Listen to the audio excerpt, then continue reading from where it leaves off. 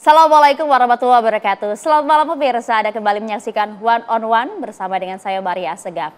Di tengah makin meningkat ya kesadaran masyarakat terkait dengan produk-produk halal, justru fakta mengejutkan muncul dari Badan Penyelenggara Jaminan Produk Halal di Indonesia. Datanya baru sekitar 4 hingga 5% saja produk yang beredar di Indonesia yang baru tersertifikasi. Ada apa sebenarnya? Bagaimana kemudian upaya percepatan dari jaminan produk halal agar konsumen bisa lebih aman dan juga hatinya tenang pada saat mengkonsumsi berbagai produk yang beredar di Indonesia? Langsung saja saat ini sudah hadir bersama dengan saya Kepala Badan Penyelenggara Jaminan Produk Halal, Haikal Hasan. Assalamualaikum, selamat malam Babe. Waalaikumsalam warahmatullahi wabarakatuh. Aduh, kebiasaan panggil Babe ini gimana nih? Panggil aja terus Babe. Siap Kak Badan gitu. Semua orang masih manggil Babe. Aman ya? Aman. Cuma saya sekarang deg-degan ini. Kenapa? Penampilan pertama saya tuh di TV One loh. Wih, setelah menjadi Kak Badan untuk urusan ya? Kayak begini gitu ya. Saya nggak tahu apa yang mau ditanya sama Maria nih. Nah ini kita lihat masih kenceng nggak di kritisnya ya? Tentu. Itu nggak akan hilang karena memang kritik itu penting. Kalau dulu mungkin banyaknya di mimbar karena nggak ada saluran. Kalau sekarang tidak perlu lagi, langsung kepada yang bersangkutan.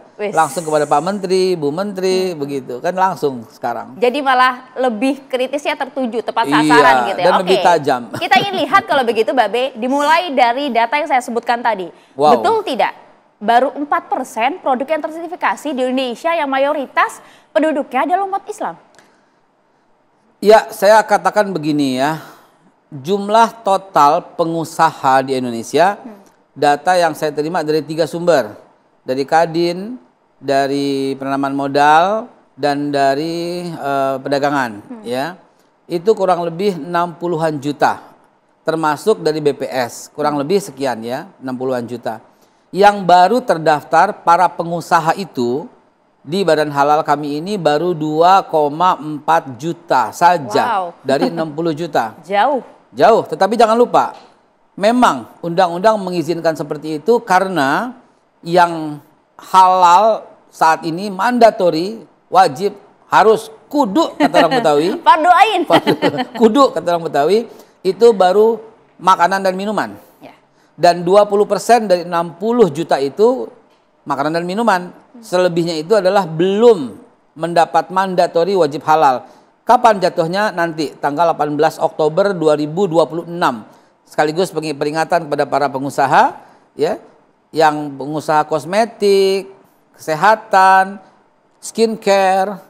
Saya lagi mau baca ini skincare pakainya Maria. Terus ininya, alisnya, eyelinernya, lipstiknya itu wajib halal nanti pada bulan Oktober 2026. Termasuk obat-obatan, makanan, minuman itu sudah. Yang berikutnya itulah kesehatan, obat-obatan, terus vitamin, bahkan sampo loh, kosmetik ya, termasuk sampo, odol, deodoran, pasta gigi, betul, itu wajib halal di Oktober 2020. Nah itu dia nanti. Jadi saya nggak salahkan Maria mengatakan sekian persen tadi. Memang faktanya kalau dari 60 jutaan. Tapi kalau dari makanan dan minuman, saya rasa sudah kalau 20% dari 60, 2,3 ya lumayan lah, sudah 10%-an ya. Sudah 10%, sudah meningkat lah ya sejauh ini. Tapi nampaknya hal ini masih, apakah menurut Anda ya, Anda juga turun ke lapangan, masyarakat kita, para pegiat usaha kita sudah tersosialisasi dengan baik belum sih Babe? Belum. Saya langsung aja saklek saya jawab, belum. Karena itu kami melakukan sosialisasi terus-menerus. Ya, sebentar lagi kami launching Halal Max. Itu sebuah aplikasi yang kami kembangkan sendiri untuk memudahkan para pengguna usaha, para pengusaha. Saya nggak boleh sebut pelaku usaha, karena pelaku konotasinya kejahatan. Negatif ya? Negatif ya. Kita ganti. Para pengusaha UMKM. Jadi lebih mudah. Berangkat dari historis nih Maria. Historisnya mengatakan, historis ya, masa lalu. Mengatakan itu mahal. Dan survei kami menunjukkan demikian.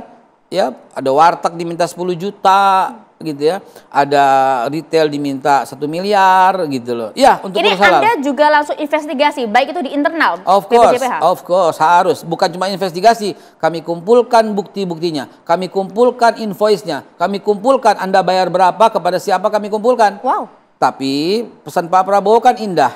Yang lalu biarlah berlalu. Jangan coba-coba di masa saya. Begitu. Oke, biarlah berlalu. Tapi begini masalahnya Pak Kabadan, Babe. Artinya Anda benarkan bahwa yang beredar memang ada oknum-oknum nakal di dalam? Yes, ada oknum, ada pihak ketiga yang calok lah saya bilang itu. Dia menjual belikan gitu loh. Maksudnya menjual belikan, mau nggak nih halal cepet nih, gitu-gitu loh.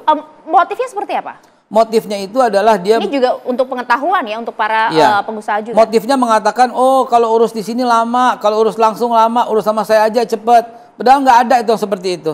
Yang self declare, saya janjikan kepada pemirsa, 1 kali 24 jam ketika data Anda lengkap, Anda akan mendapatkan sertifikat halal. Waduh, bentar. 1 kali 24 jam, nampaknya mustahil. Karena banyak sekali para pengusaha 1 tahun, Babe.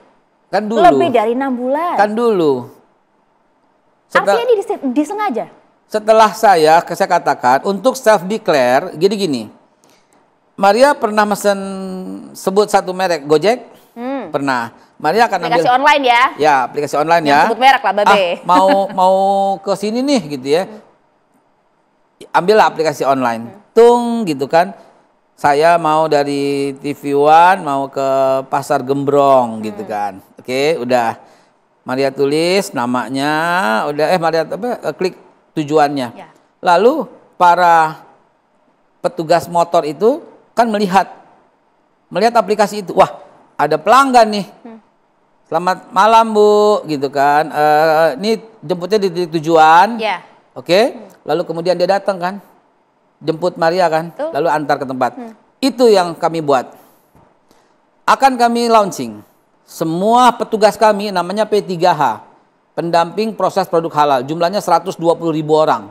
Wow. Mereka pendamping. Jadi ketika misalnya contoh Maria lagi. Maria punya somai. Nah, namanya somai MA. Somai cantik gitu. Somai cantik. Gue belum halal nih katanya Maria. Pak Gubernur menghimbau karena memang saya minta bantuan kepada para gubernur, kepala daerah ya melalui Kemendagri tentunya. Saya minta bantuan juga kepada Pak Sigit sebagai Kapolri. Para Kapolsek, Kapolres juga ikut mensosialisasikan dengan sosialisasi yang baik. Gue belum halal nih kata Maria. Somai gue nih klik masukin nama pemilik NIB itu para petugas kami seperti petugas motor itu bling di handphonenya. Ada yang mau halal nih gitu kan, bukan mau dihalalin. Baru kayak mohon maaf saya sudah dihalalkan gitu. Ya, bukan mau dihalalin. Mau halal nih produknya. Ting, pagi Ibu Maria, kami petugas halal. Secepat itu Babe? Yes, langsung instan. Pagi Ibu Maria, kami petugas halal. Ibu lokasi sama, iya datang. Oh, ini nggak pakai unsur daging ya? Nggak pakai unsur kimia? Nggak, unsurnya hewan semua? Iya. Oh gitu.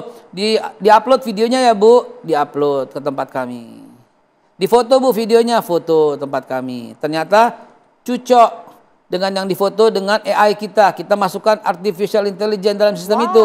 Wah ternyata cocok ini. Masuk ke sistem kami. Ternyata cek. Dan itu persaksian dari pemilik bahwa tidak menggunakan pork, tidak menggunakan alkohol, semua dari unsur nabati, nggak ada unsur hewani, tidak memerlukan laboratorium untuk pengecekan, pakai kecapnya udah halal, merek tertentu, pakai sausnya sudah halal tertentu, dan seterusnya, udah beres semua, langsung upload ke tempat kami.